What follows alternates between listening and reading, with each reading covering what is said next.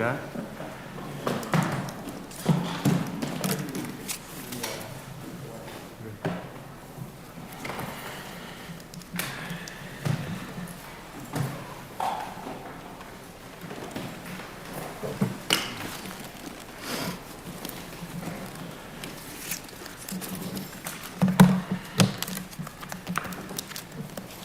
Okay, this is Bizarro World.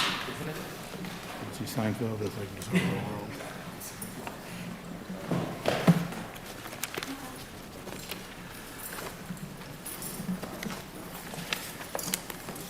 I think I'm gonna stay here. I don't know if I have a microphone here. Maybe I'll just- Is that right? Not moving up? Okay.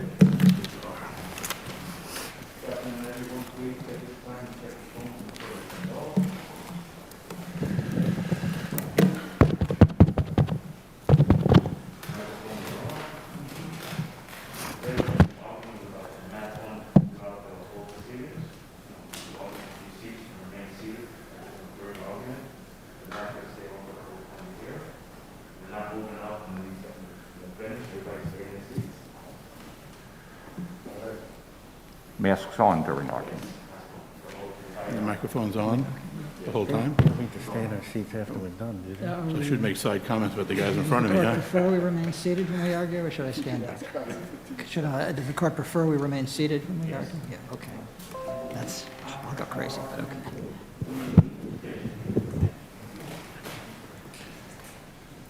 What? Yeah. Just I move saw- up and down, and just leave it the way it is.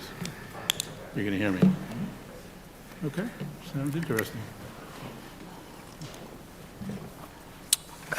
Can't talk to you.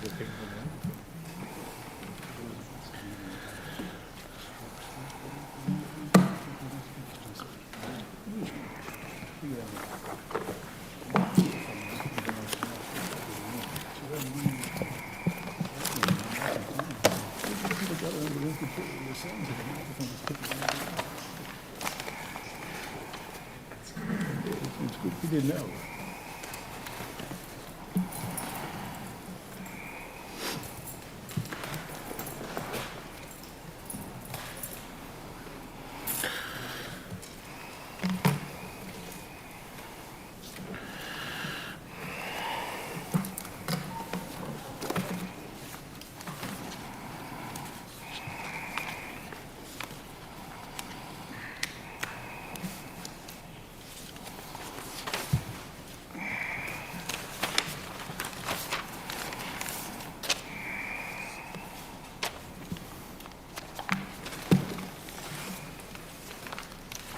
Evan, you drive up today, or were you? Yeah, I drove this morning. You? I came up yesterday. My first time out of my house to go to court since March 13th. This is, Hotel and yeah, break that whole thing? yeah, I decided to. I figure I'm not a good enough driver to drive 3 hours by myself and get there. Yeah, it wasn't fun. It was an early morning. Yeah, I Get did. a hotel. It was a tough call, you know.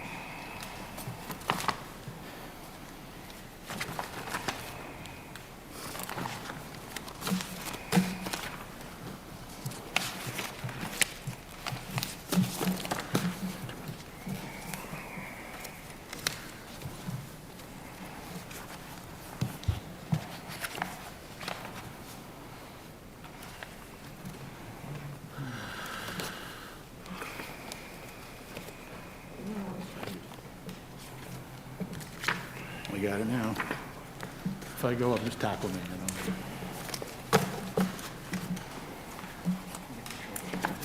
Huh? If I get up. Stand up and this.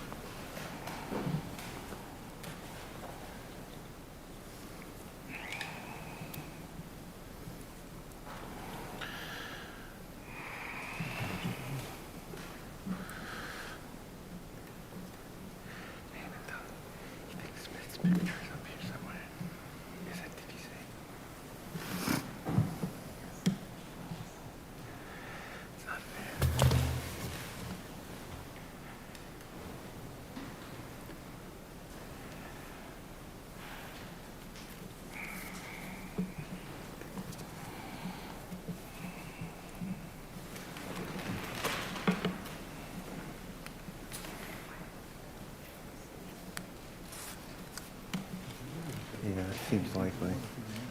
Now that I think about it.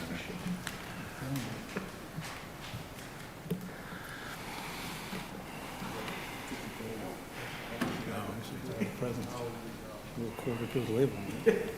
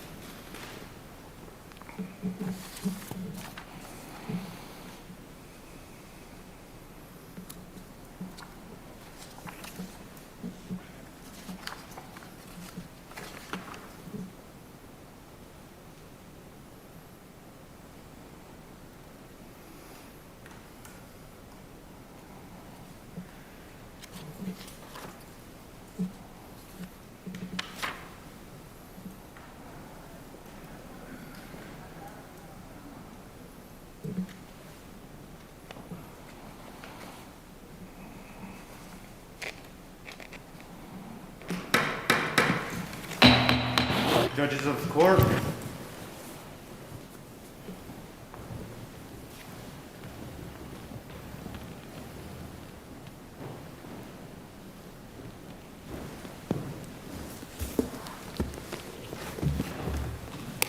Hear ye, hear ye, hear ye.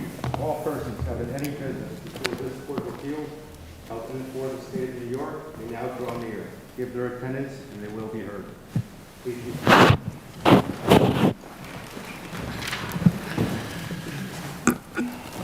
Okay, good morning, everyone. The first appeal on this morning's calendar is number 80, Sutton 58 Associates versus Polevsky.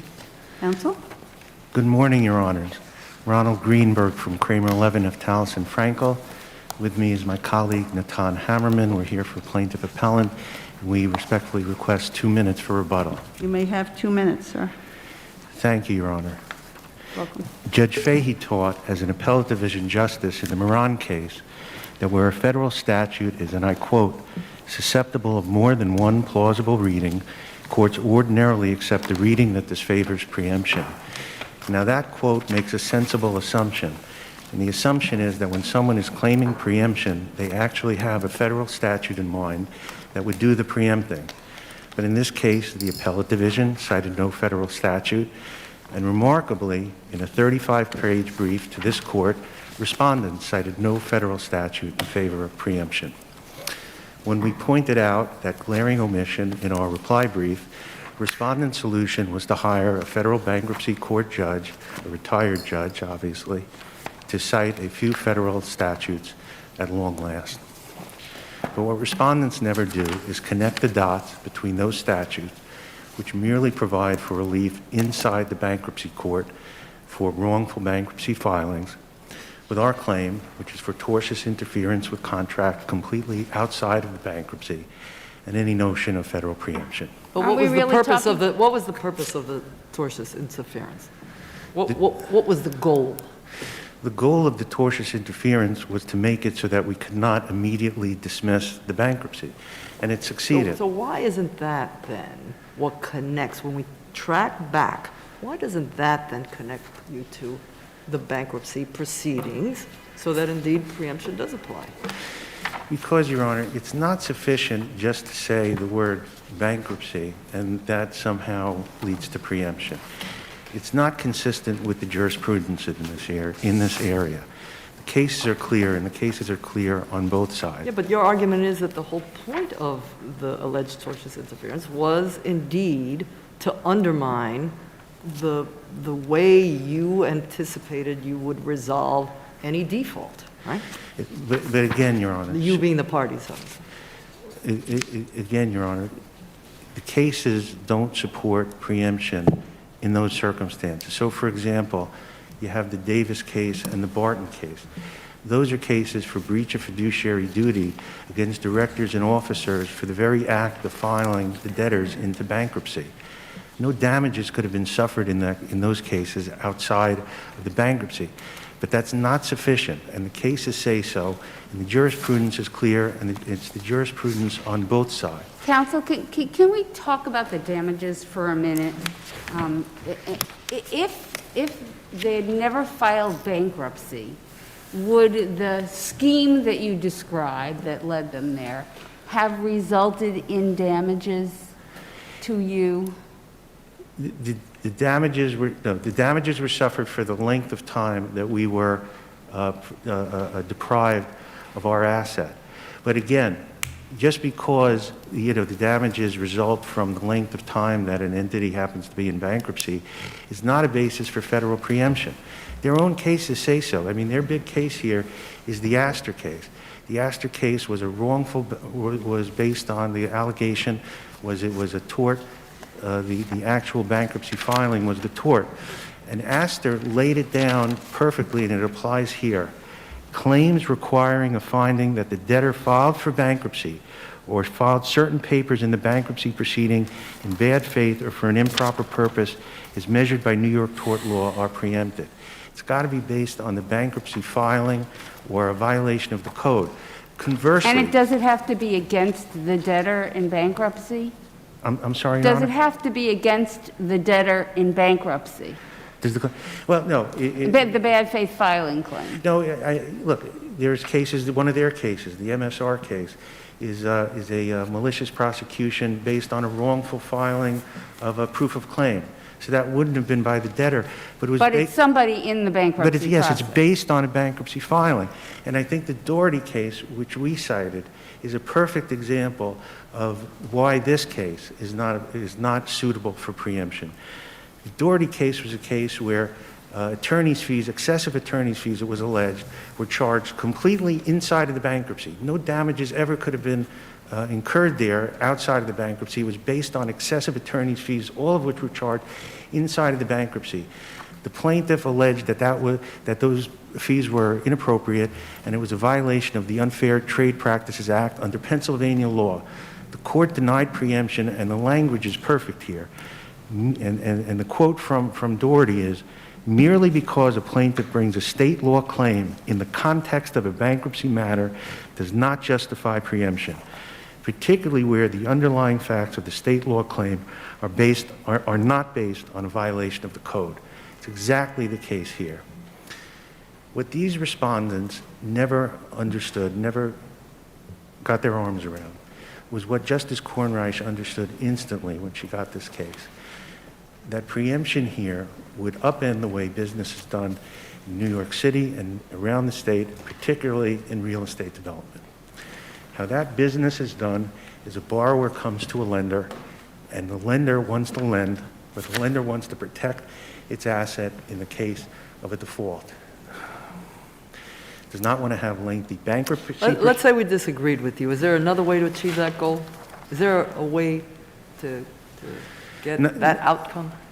Not that I'm aware of. If preemption applies here, not only are these loan covenants worthless, can't enforce them against the debtor because the debtor's in bankruptcy, can't enforce them against the tortious interferer because you've adjudicated preemption here.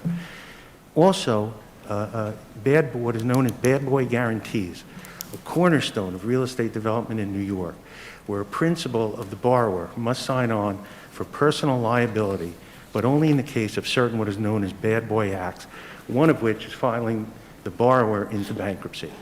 Well, if this claim is preempted, those claims are preempted. If the standard is merely facilitating a bankruptcy, tied not to any bankruptcy statute, not to any bankruptcy filing, then those claims are also preempted.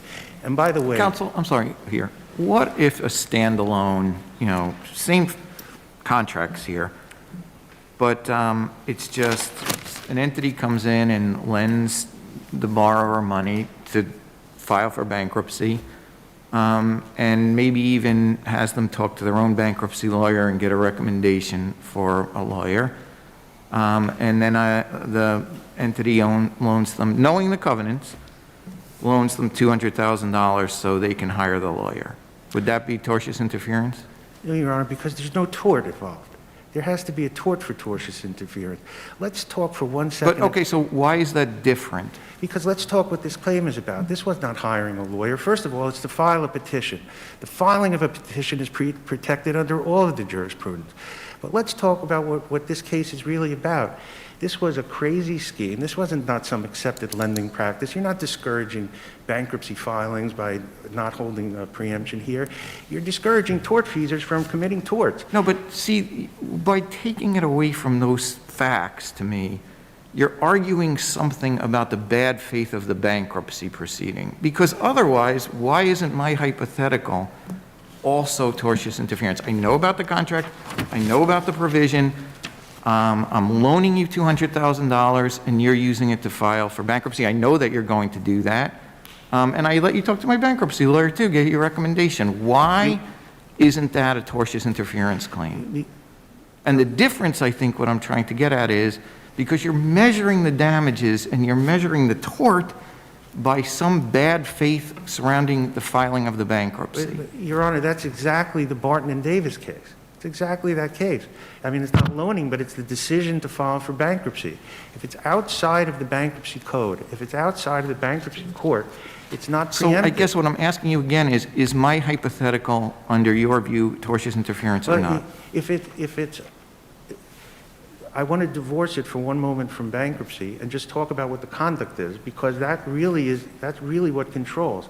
So if someone knowingly lends to someone who they know has a loan covenant that says they can't take on a loan, but there has to be a bad faith purpose involved. That's what tortious interference isn't any act. Well, There's got to be a tort. Put another way, doesn't the law of tortious interference refer to unjustifiably inducing someone to do something? Yes. So two things, unjustifiably and inducing, and there has to be causation, so the breaching party wouldn't have breached but for that inducement, right? Exactly, Your Honor. So what's missing? So what's missing from my hypothetical? I know the covenant, and I think you should file for bankruptcy. So I loan you $200,000. I gave you my lawyer to talk to you and then recommend another lawyer that you hire with my loan of $200,000, and you file for bankruptcy. Well, Your Honor, I think what's missing in that hypothetical is the intent.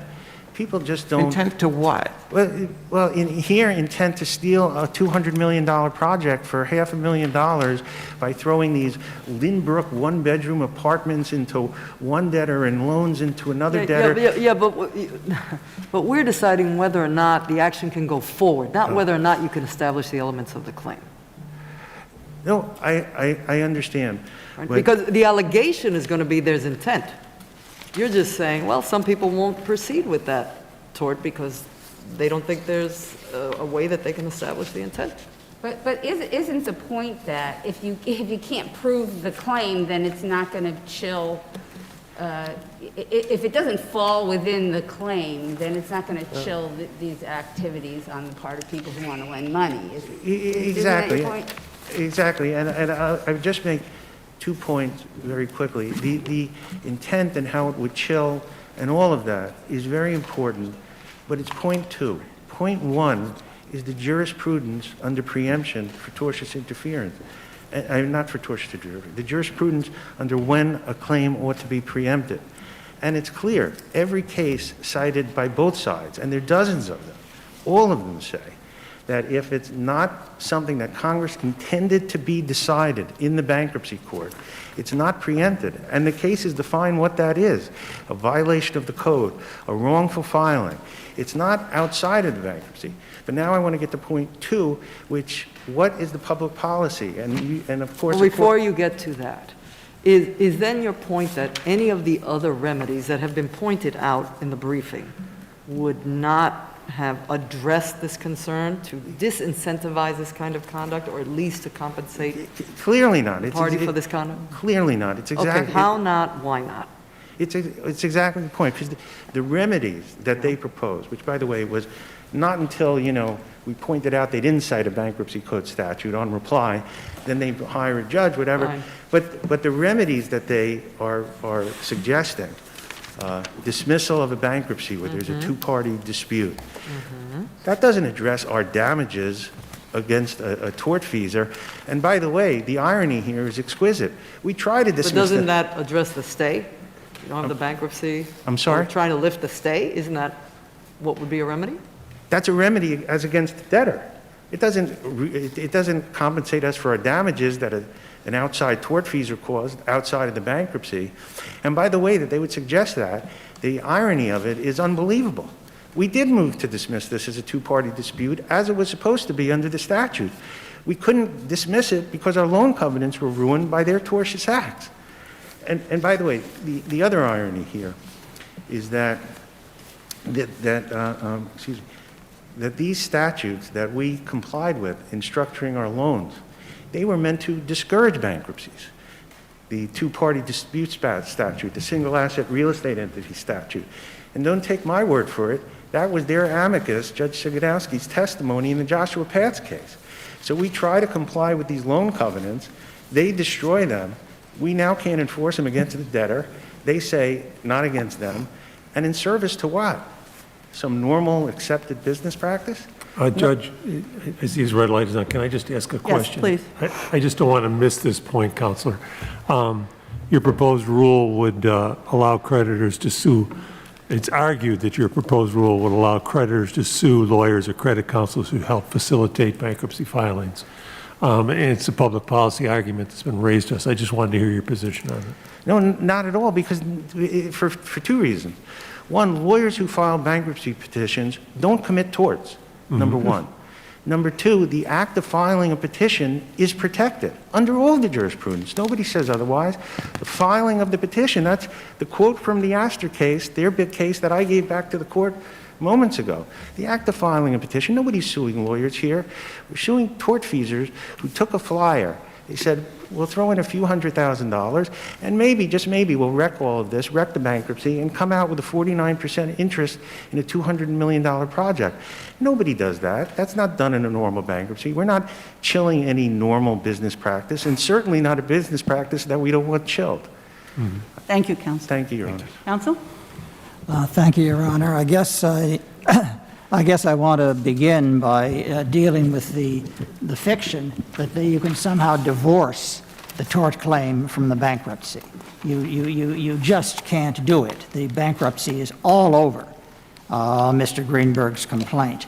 In one of his briefs, he says, well, I admit the damages are from the bankruptcy, but the claim isn't.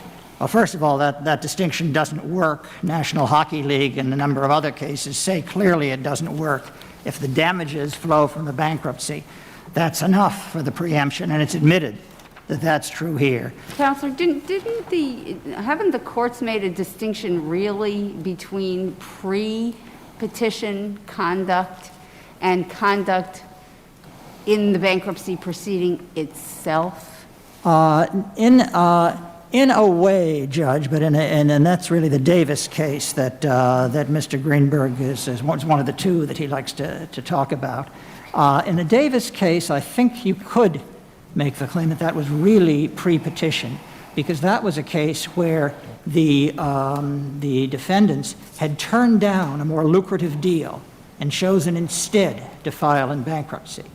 And if I understand the Davis case, and if I understand the distinction the appellate division made here, they said, that's a claim that could have been brought if no bankruptcy had ever been filed, because you'd still turn down the more lucrative deal.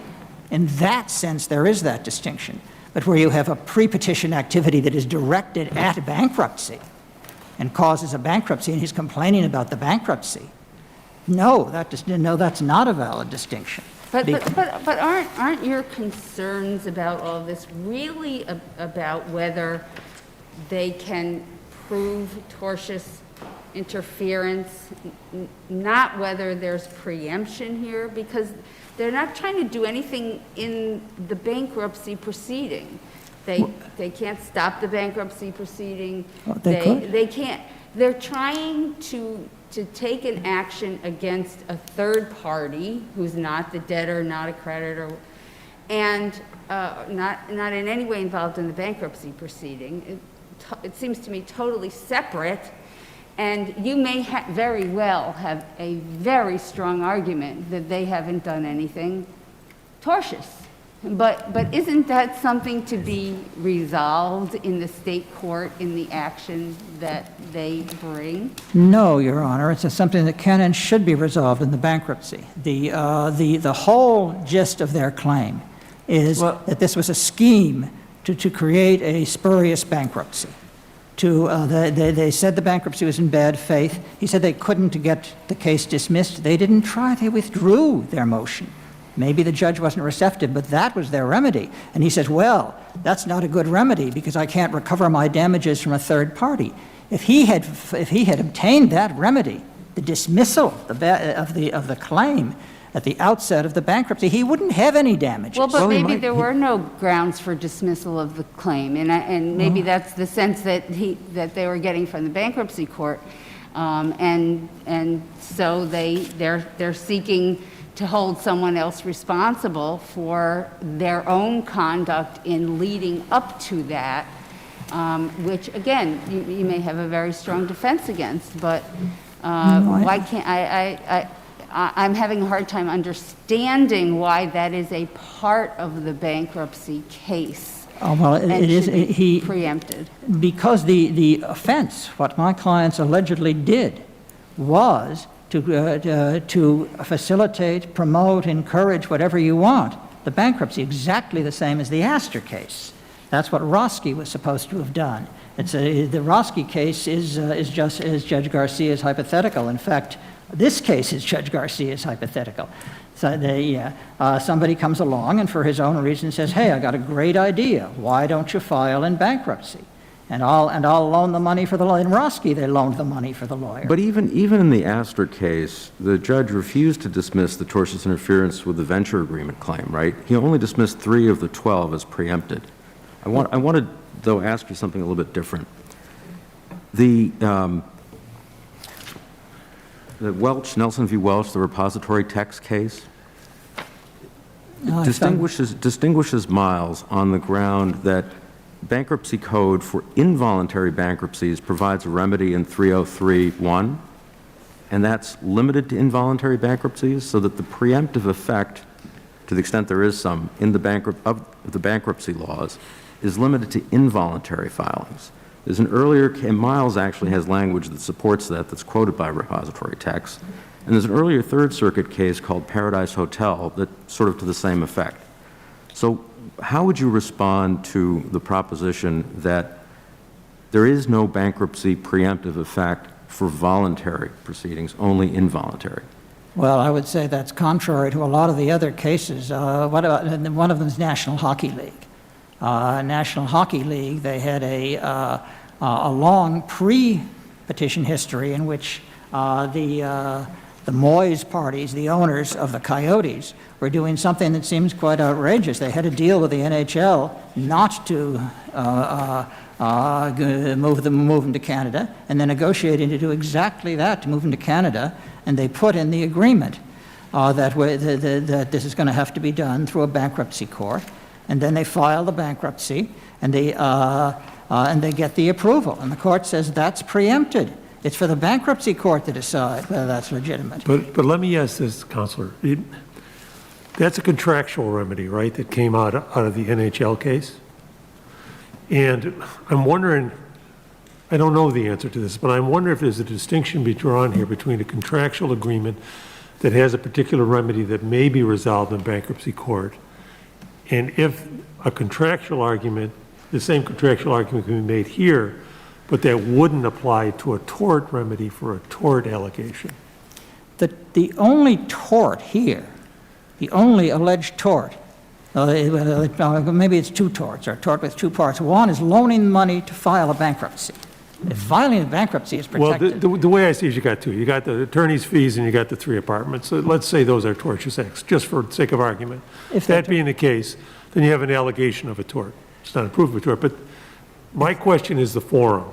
That's why I'm asking this. And so can the bankruptcy court, as in the NHL case, deal with the contractual remedy and contractual damages as a result of the allegations against you, purely based on, say, the bad boy guarantees and things like that were in the contract? Well, the bankruptcy court certainly can deal with and protect this plaintiff from the alleged injury. They can dismiss the bankruptcy if the bankruptcy, and that's the only tort. If it's a tort, and Your Honor, you're assuming that let's just assume it's a tort. The only way you can assume it's a tort is to assume it's a tort to loan someone money to file for bankruptcy, or it's a tort to put in 3 apartments into a single asset real estate entity in order to make it no longer a single asset real estate entity. Those are both directed squarely at the bankruptcy. If those are torts, then the tort law of New York is in conflict with the bankruptcy code. That's what we're saying, because that is a question that is preempted by the bankruptcy code. The MSR case and quite a few others say it's for the federal courts to decide whether this sort of thing is wrong or right. There's a detailed, reticulated code on what we allow and what we don't. And it's not for the state courts to decide that this is a tort, this isn't a tort. So then, to be clear, what do you view as the remedy? Because he says there's no remedy that will compensate him for this tort. Well, Alleged tort. If there's a wrong that goes uncompensated, it's not unusual in preemption. That's the way. That's what preemption is. A lot of people go out uncompensated because of preemption, but here it's an even simpler answer. The remedy is to go to bankruptcy court, get the bankruptcy dismissed, and then he wouldn't have a dime of damages if the bankruptcy had been dismissed on day 1. He might have a few dimes if it was dismissed on day 2, but the remedy is in the bankruptcy court. It isn't the same remedy he wants. He wants a nice multi-million-dollar judgment because the market went the wrong way. Because it's a bad faith filing. Yes, it's a bad faith filing, or to be a little more subtle, it's a scheme to dodge the bankruptcy laws, which is what his complaint says. That's all over his complaint, that this whole thing was a thought-up scheme to deprive him of the important protections that the bankruptcy law gives him. Nothing stopped him from saying that to the bankruptcy judge and saying, dismiss this case and sanction these people for dodging and scheming and doing all those other things. And the sanctions can be equal to all the damages I've suffered because of their schemings and dodgings. He didn't want to say that to a bankruptcy judge. He wants to say it to a New York jury. All the cases say, and there are a lot, yeah, and he's got one. I'll give him the FDIC case in Louisiana.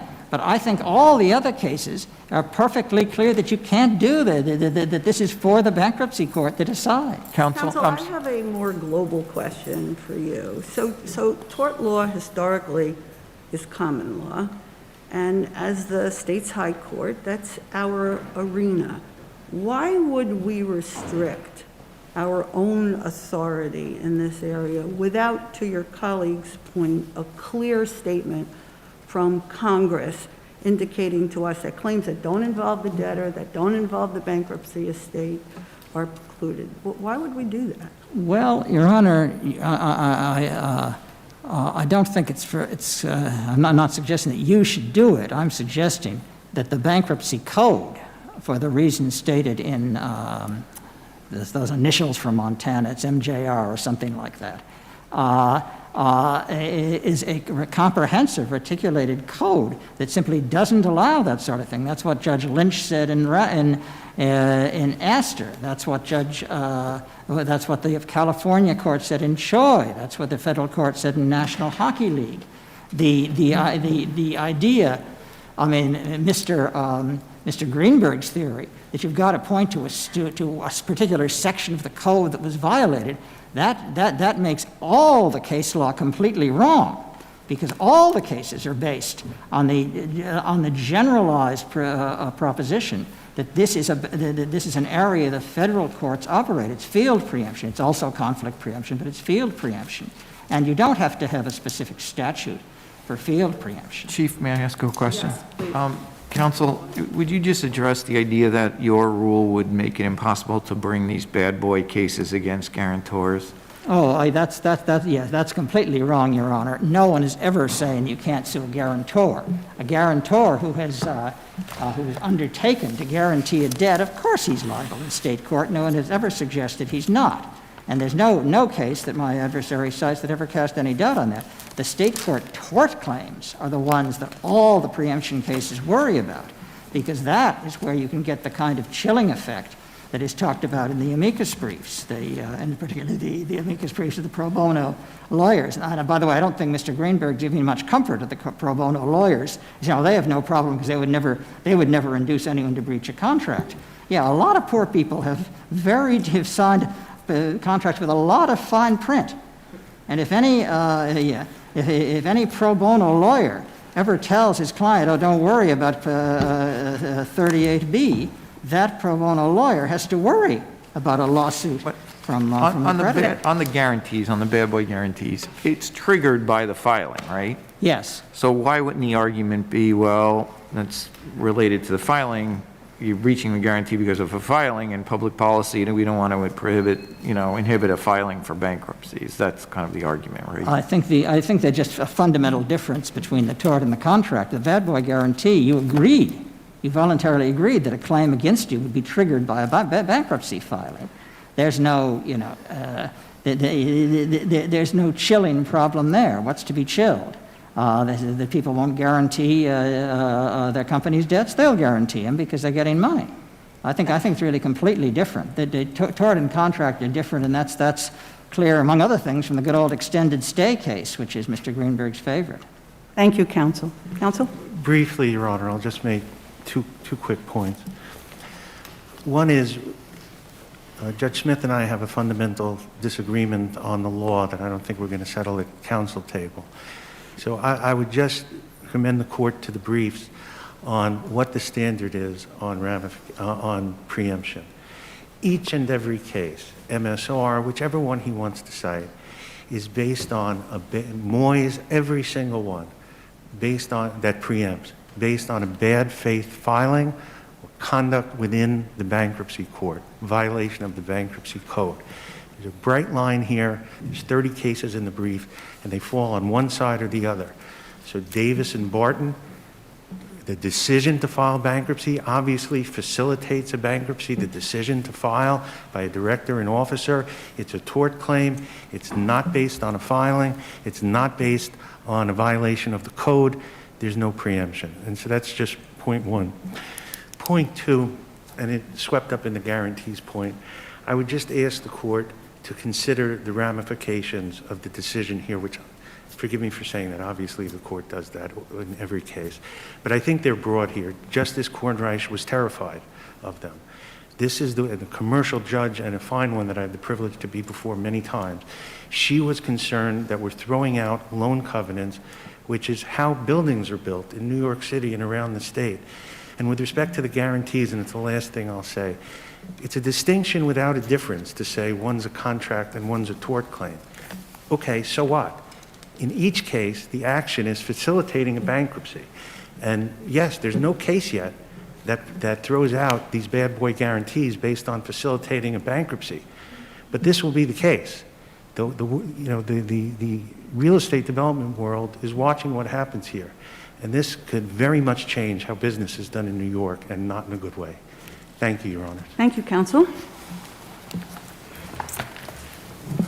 The next appeal on this afternoon's calendar is appeal number 40, Trustees of Columbia University versus D'Agostino Supermarkets, Inc. Let's give counsel a moment to exit the courtroom.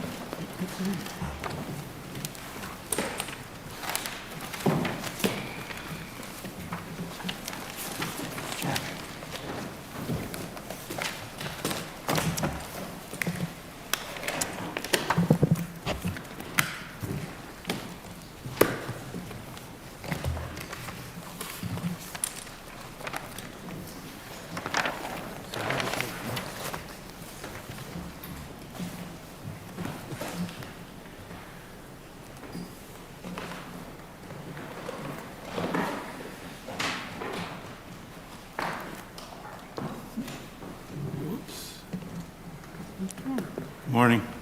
Good morning, counsel. May I reserve 3 minutes for rebuttal, please, Your Honor? 3 minutes, did Yes, you say? please. Yes, sir. May it please the court, my name is Evan Krinick, and I'm here today on behalf of Columbia University. Columbia is entitled to the benefit of its bargain for 3 separate reasons. First, this is an agreement negotiated by sophisticated parties represented by counsel. Well, the real question is whether or not the damages that you came up with are a penalty. Well, here's why it's not a penalty. Given that the focus is the breach of the surrender agreement, the lease no longer exists, that's been terminated. The lease has been terminated, but certain of its terms survived in the settlement or surrender agreement. But here's why it's not a penalty. A penalty requires proof of one of 2 things. Either the amount of the actual damages were capable of precise measurement when the agreement was executed, or that the sum provided in the agreement was grossly disproportionate to the actual damages. So we can look at those one at a time. When we executed the settlement agreement, surrender agreement, I just call it the agreement, we did not have a signed, sealed, delivered, executed lease with a new tenant. We didn't know what the terms of that lease would be. We didn't know the amount of rent that we'd be charging. We didn't know the amount Columbia University owns a lot of real estate. Certainly, you all had a sense of the real estate market at the time. It's unfathomable to me that you have no clue as to what's ascertainable. In any event, you came up with some number. Well, again. The number can't be a penalty so far afield, right? Well, we'll get to the gross disproportionate. Okay. I don't think it's that much afield. But listen, if anything teaches us this year, between March 1 and April 1 of this year, 1 month passed, and the real estate market changed dramatically. Until you have a signed lease. But that's in the middle of the coronavirus. It's sort of not the same situation. Clearly not, Your Honor. My point is that until you have a signed lease, you can't with precise measurement know the precise amount of your damages. The parties are allowed to estimate what those damages might be if they can't precisely measure it at the time. We didn't know if it was going to take a month to get a lease. At the time, you were pretty close to having the terms worked out with H-Mart, no? Well, the record does not support that. The record supports that we were showing the premises to various tenants and that there were tenants interested. And I'm sure you can infer that we were in negotiations with the tenant. There's no hearing, there's no evidence, there's no testimony about that. That's all inferred from certain emails. But I'm not going to dispute the fact that Columbia is sophisticated. They weren't waiting for them to vacate before we looked for tenants, and we were showing the property to tenants. But a negotiation's a negotiation, and we did not have a signed lease. And until we knew how much free rent, how much tenant improvement dollars, what the rent was going to be. We can't say with precise measurement we knew exactly what our damages would be. So the parties Is that what's allowed required? Exact precision? precise measurement, I believe, is a test of this court. And you wouldn't know that until the end of the term of the original lease, would you? I think we I mean, would. is it possible to ever know that until the first lease the term is concluded? Yes, and here's How? here's the way I How do you think. know that the new tenant isn't going to breach that lease? Well, we don't know that at the time we execute the settlement agreement, but we do know that we have an estimate as to what those actual damages are. We know the estimate equals $1.2 million. Okay, so we're talking estimate, not precise damages. Right, but what we- That's my point. Okay. Yes, but we take the estimate. Well, you certainly could have chosen not to release them, right? sorry, Judge? And look, you could have chosen not to release them, not to terminate the lease, continue to hold them liable for that tenancy until you found a new tenant. You could have done that. You didn't. You entered a surrender agreement, you've terminated the lease, and now again, what we have to decide is whether or not the damages provision you came up with rises to the level of constituting a penalty. Right, but- No one, I don't think, would be in disagreement that you're entitled to be properly compensated. The analysis for liquidated damages, we take the amount of the estimated damages, which we know when we fix it at the future rent is $1.2 million. And the question is that grossly disproportionate? And the question is, to what? I think the appellate division applied the wrong benchmark. They took the discounted amount that we agreed to accept in this deal and said we have to compare the estimated damages to the discounted amount. You essentially made your liquidated damages be based on what the damages, what you could have obtained under the lease, right?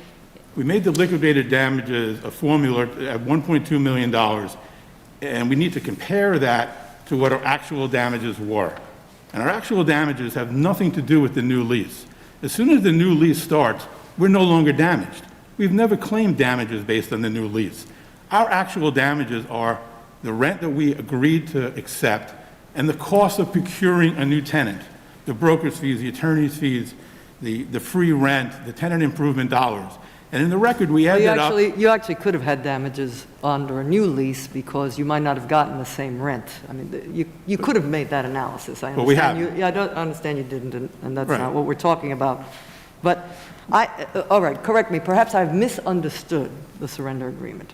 As I read that damages provision, what you basically did was you got to retake the premises because they surrendered the premises, so you have the premises back to, as you agree, relet to a new tenant, and you were trying, if they breached, if they defaulted on the surrender agreement, to then get all of the rent you would have had if they stayed as your tenant.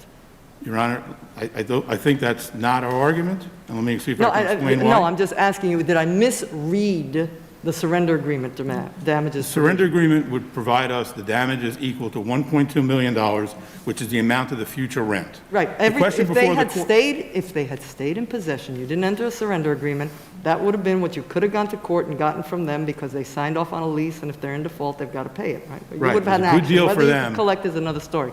Yes. But so, as I understood, I'm just trying to clarify. If I'm wrong, I want to be corrected.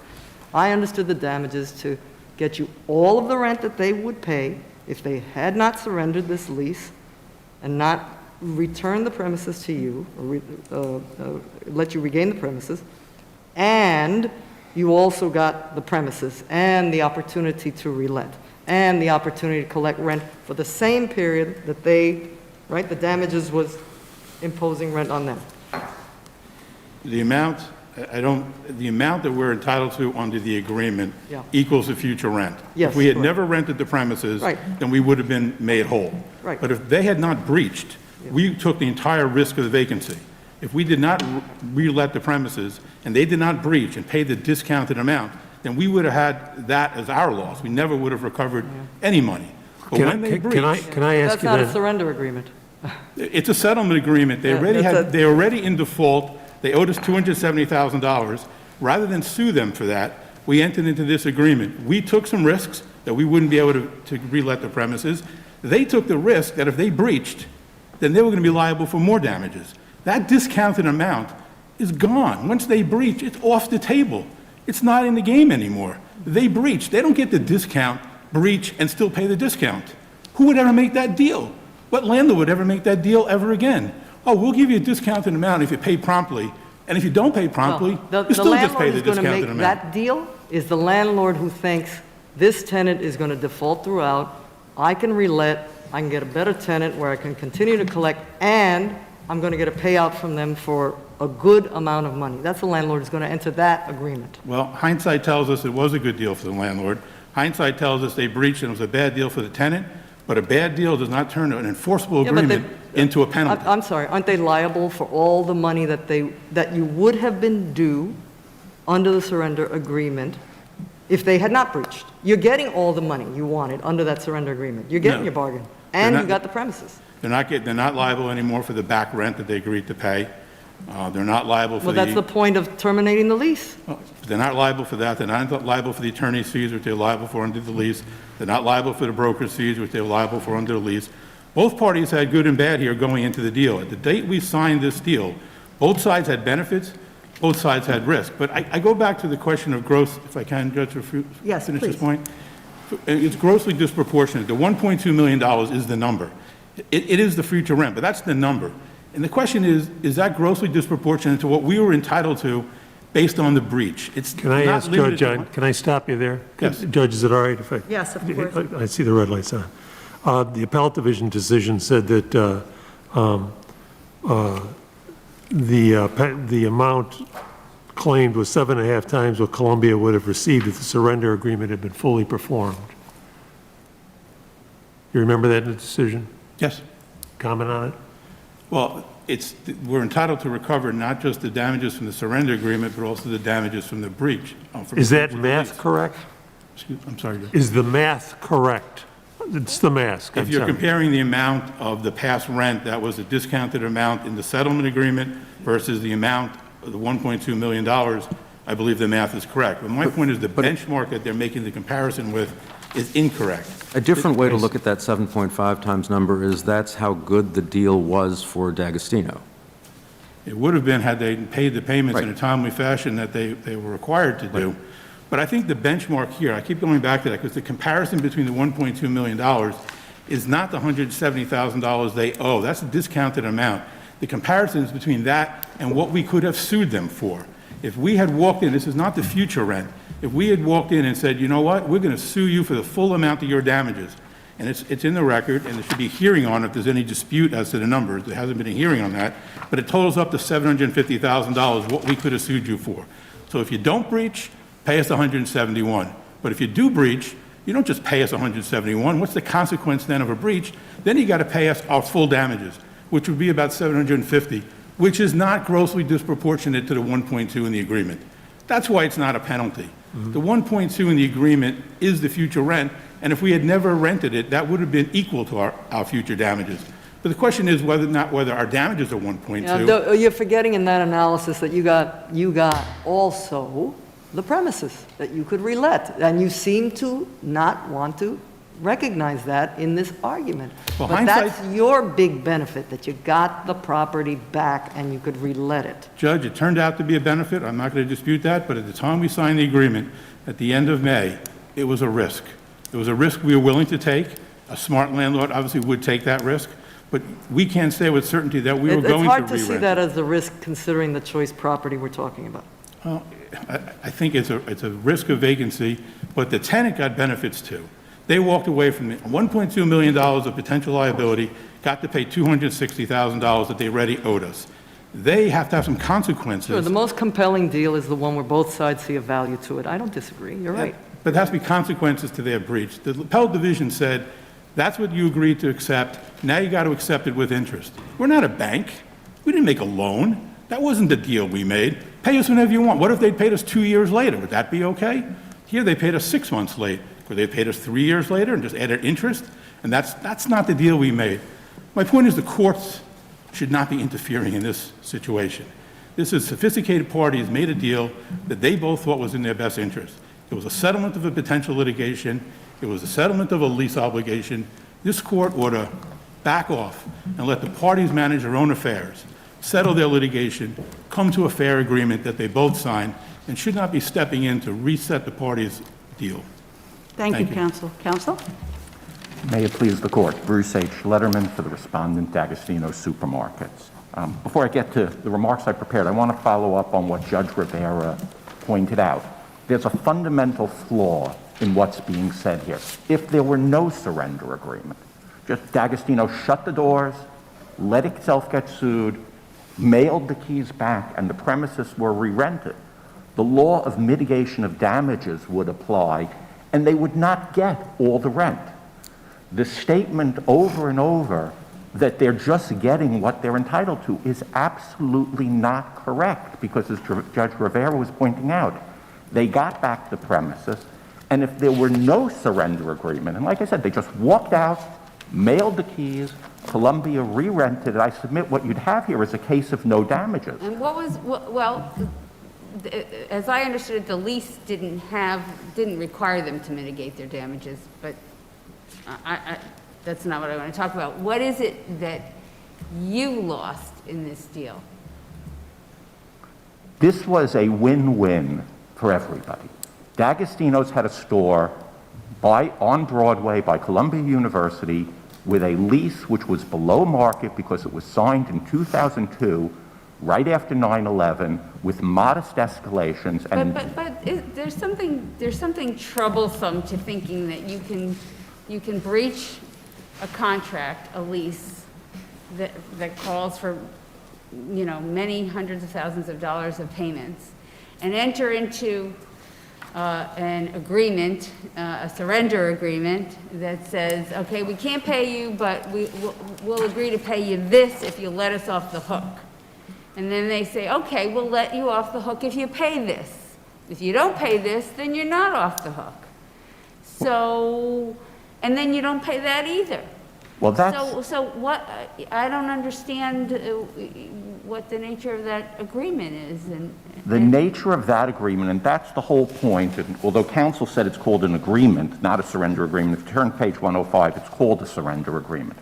And the whole point of the surrender agreement was that they would accept $175,000 of future payouts, and there was within a a clause... particular period of time. Yes. Well, look, if at the time you believed to a certainty the property was going to be re-rented, you wouldn't enter into that agreement at all, right? Because your damages, as you started out saying, would have been next to zero. New tenant would be right in there. They'd have to mitigate. And the reason you entered in the agreement was because you didn't know that. And the two parties agreed to allocate the risk by the surrender agreement. Isn't that what happened? Any time, Your Honor, that there's a question of liquidated damages, somebody is necessarily challenging whether something that was agreed to was at the time an unreasonable penalty But this or a isn't reasonable a estimate. plain vanilla liquidated damages provision. This is if, for example, the liquidated damage provision here said $5 million, I think we would then be in the world you're talking about. But to Judge Stein's point, if the liquidated damages are no more than the contract damages on the original lease, how can that be, in these sorts of circumstances, unconscionable? Because at the time the agreement was signed, there was knowledge on both sides that that there was another tenant in the offing, and the clause did not provide. But then you did not shouldn't have contemplate signed. that. Then you shouldn't have signed. You should have counted on the fact the new tenant would come in and your damages would have been a few $100s. Well, as I said, Your Honor, every case involving liquidated damages, going back to cases by Chief Judge Marshall of the United States in 1822, cases by this court in 1868, 1910, 1997, 2005, every case which involves liquidated damages raises that fundamental question that somebody is looking back and challenging it. And in fact, the rules of liquidated damages, which are part of the Bar Association, are in cases were discussed by Judge Rivera in 2014, are in the Restatement of Contracts, and in fact have been legislatively adopted in the Uniform Commercial Code, has a formulation that the court must make a decision whether it's oppressive and whether it was something reasonably capable of estimation. Counsel, could they have sued on the original lease after this breach? No. And I think They couldn't. They couldn't, They couldn't because elect if you to go look on at the the other. surrender agreement, on page 106 of the record, it says it's extinguished, terminated, over. So why isn't the measure of whether this is a penalty compared to, and this isn't in the record, what they would have received had they been able to sue under the lease? Because that's a decision they made. There are a multitude of other types of contracts, as Judge Rivera pointed out. They might have had a contract, and right now in this age of COVID, they're being done all over the city saying, we will make a good faith effort to release, but you're going to stay responsible for the rent. There are contracts, which I've seen many, which talk about recovering discounted values, but it was a decision that Columbia made. Columbia was represented by Proskauer in drafting it. There are many contracts which turn out, for one reason or the other, to be unenforceable. Can I just clarify something? Under the surrender agreement, under its terms, was D'Agostino's supermarket still liable for the back rent it owed, or was that all of that extinguished? No, it was liable for the back rent. That was the balance of $261,000. That's what I thought. When he said that you were liable, because I read the surrender agreement to mean that it did not extinguish any back due rent. No, the back due rent was the $175,000. Remember, what you had here was a payout.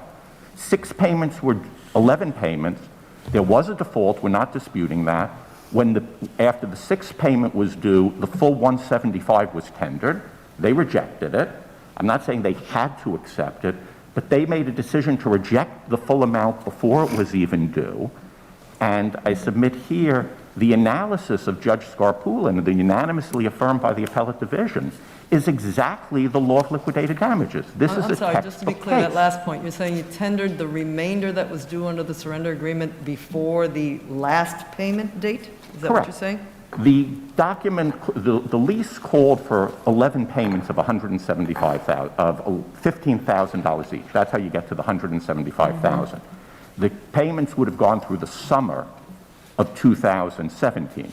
On December 30th, a check, it's in the record, was delivered for $175,000, which was the 6 late payments, plus another payment, plus the future payments. That was rejected.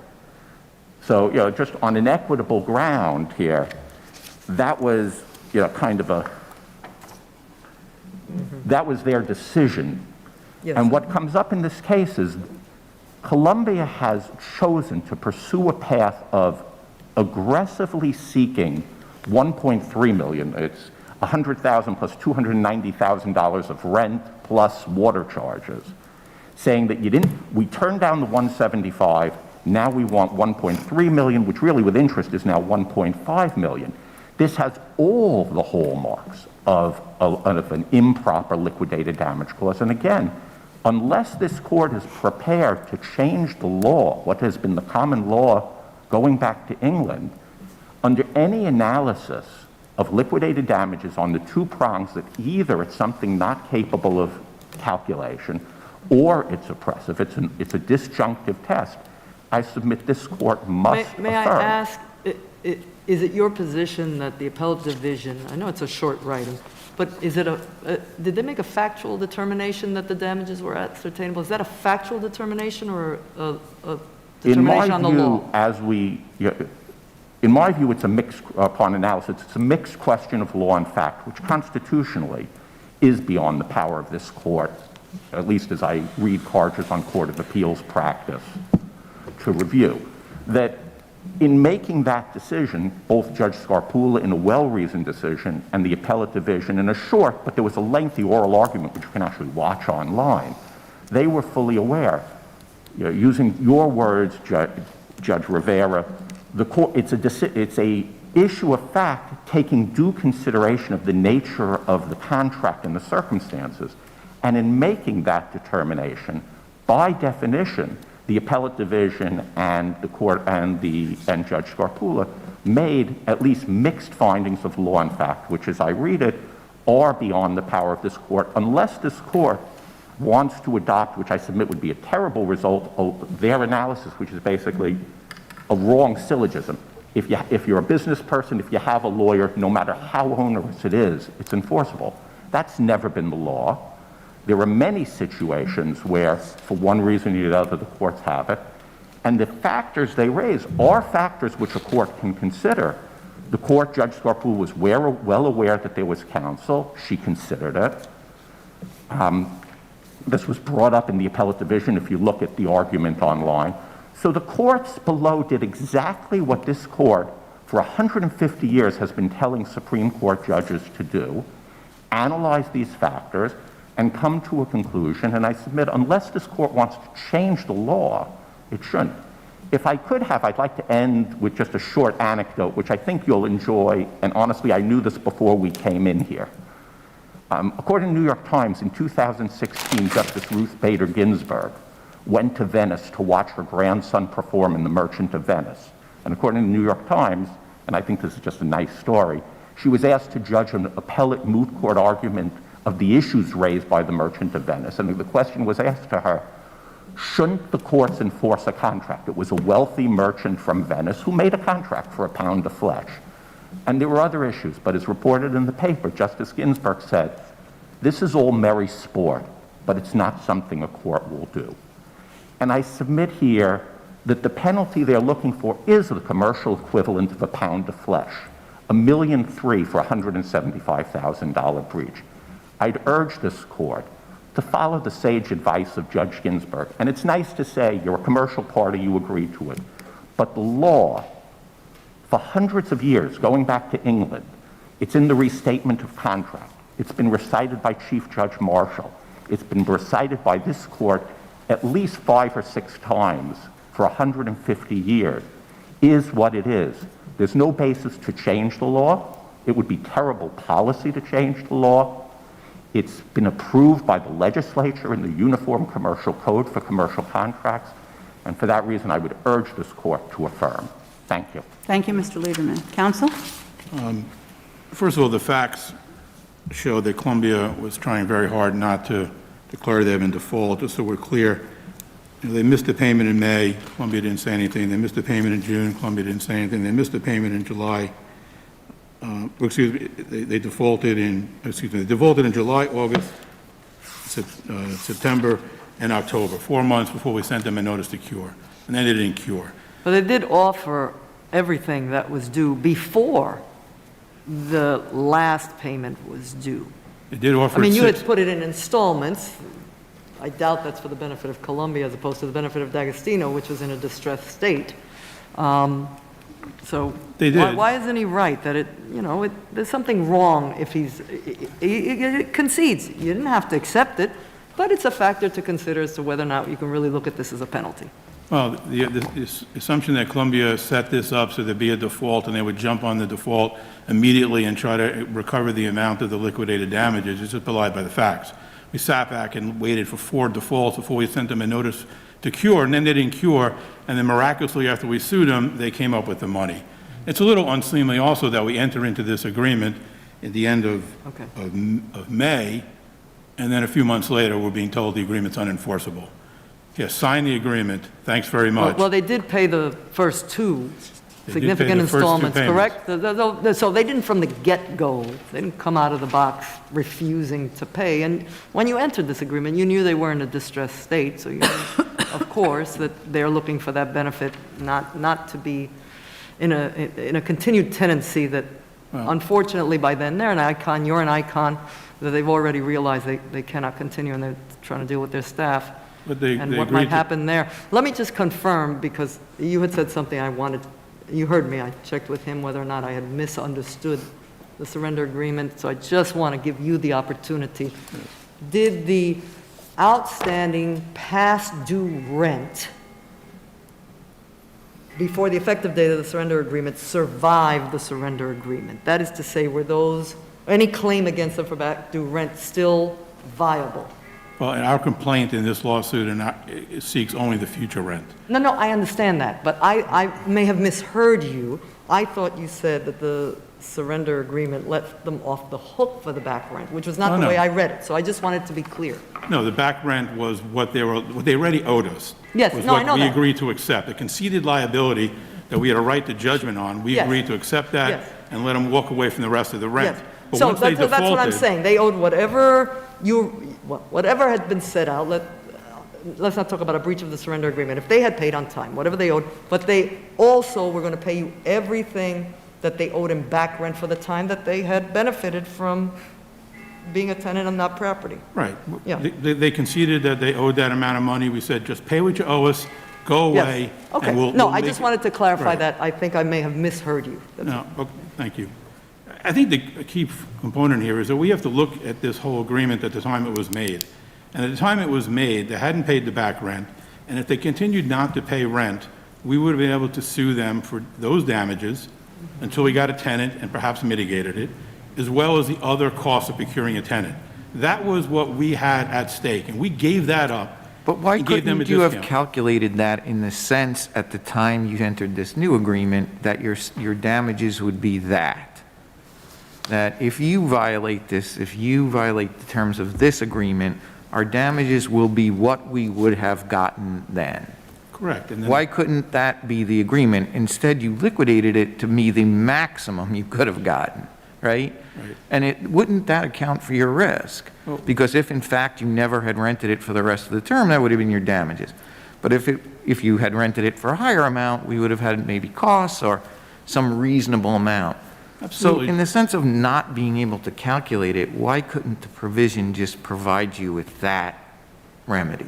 At the bargaining table, that could have been the result, just as well it could have been the result that D'Agostino said. No, but why couldn't you write that into your contract, that the measure of your damages would be a calculation based on what you would have recovered at a breach at that time? Your idea being, we're taking this risk that we're not going to rent, why wouldn't that cover you then for that risk? In the sense of, why isn't it calculable in that way? Because you could have written the damages provision to accommodate that. Well, it wasn't calculable how long it was going to take us to find a tenant. It wasn't calculable how much free... Right, but this free- would have given you essentially a time machine. So you would have gone back and you would have been there and you would have recovered what you would have recovered at that breach. So if you hadn't rented, in fact, you wouldn't be assuming the risk because they would owe you for that amount. If you had, it would be mitigated. Well, I think that's still the case, Your Honor, but you still have to find that the penalty here is the difference between the amount we agreed to accept and the amount of our actual damages. I mean, they could have negotiated a mitigation clause into the settlement agreement. They could have said, our damages will be the full amount of the future rent, but you have to mitigate. Well, we don't know what your negotiations are, so we're just working with the language Correct. that you agreed to and adopted, right? Right, so at the time we signed that agreement, not knowing what the future holds for that property. Sure. I don't believe the damages were ascertainable to precise measurement. If I may ask this, because I asked him, is it a factual finding by the appellate division? Is it a mixed question? Is it a decision on the law? It's a question of law. This court has repeatedly held that whether liquidated damages is a penalty is a question of law. I'm sorry, whether or not it was ascertainable. I know that other question, but this sub-question, whether or not it's ascertainable. At the Well- time that you signed the surrender agreement. Oh, I think if there's a question of fact. That's a We moved question. for summary judgment, they claimed that it's a penalty. If they've established some question of fact as to whether it's ascertainable or whether it's grossly disproportionate to the actual damages, then under Van Duzer, we clearly need a hearing. I mean, at a minimum, if those are questions of But fact. I'm saying, when the appellate division reached that determination, was that a finding of fact? That's what I'm No, asking you. that's not a finding of fact. There was no facts presented to the appellate division for it to render a finding of fact. There was no testimony, no So what hearing. what is it based on? What is it based on? I think they based it, they ruled it as a question, they ruled it as a matter of law that the damages are ascertainable based on this record. Okay. And we don't think that's supportable in this record. And at a minimum, if they raise the question of fact, again, under Van Duzer, I think at a minimum, we're entitled to a hearing where a court can then make factual findings as to what was ascertainable at that time and what our actual damages were in order to determine if they're grossly disproportionate to the amount in the agreement. I think at a minimum, we're entitled to a hearing. But I think as a matter of law, we would suggest this court, as a matter of policy, should not be interfering where the parties have set their expectations in a clear, unambiguous writing. It's a settlement agreement of a litigation or potential litigation.